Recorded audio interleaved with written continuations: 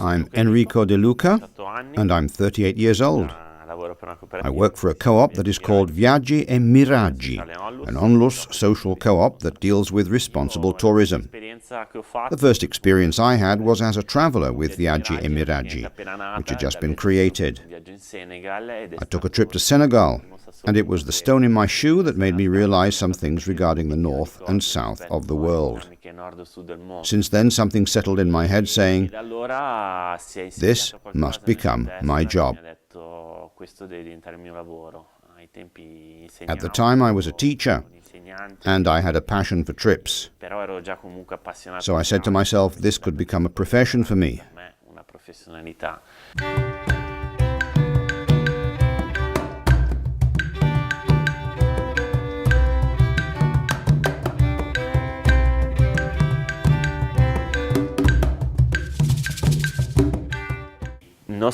Our goal is that of making professional people who deal with artisan work or agriculture and who want to offer their activity and create relations with the Western world.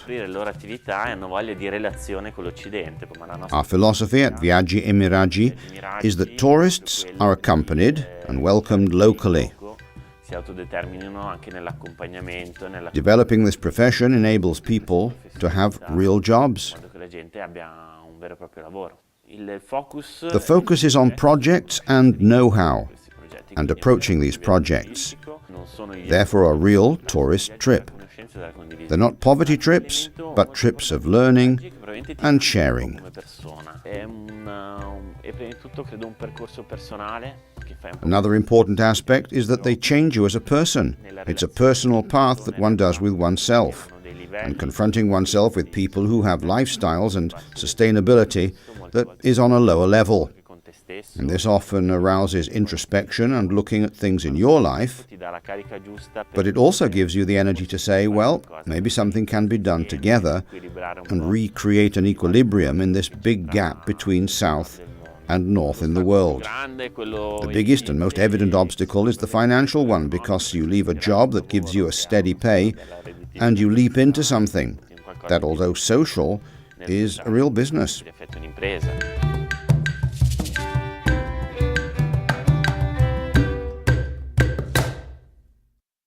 Sustainability means doing something that re-establishes an equilibrium in the economic texture between North and South of the world, which, to be honest, the crazy decisions and growth of the Western world in the last decades have created an incredible imbalance in wealth.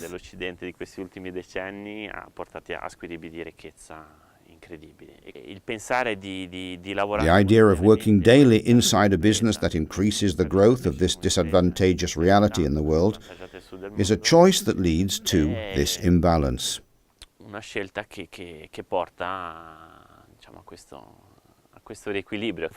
And now it's more important, perhaps, to travel less, but in a better way.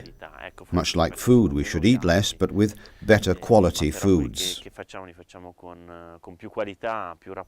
If we took fewer trips, but only did quality ones with more interrelations, with people we meet, share things with and get to know, and we find out what happens on the territory, we would return enriched, and for a couple of years could go around telling people what we saw. And later on, we may want to take another trip.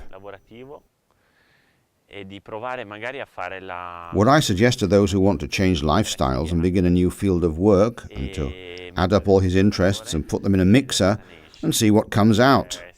Because if we unite various passions and ideas, an idea for sustainability could be created, stemming from what is in our head and from our passions.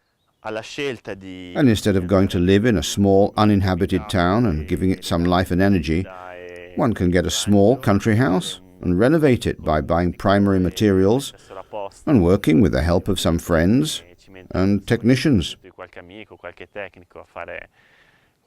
With some restructuring work, one can live peacefully in the middle of the woods without big investments and without being particularly brave. And it's very enjoyable. It takes more courage to live in big cities today.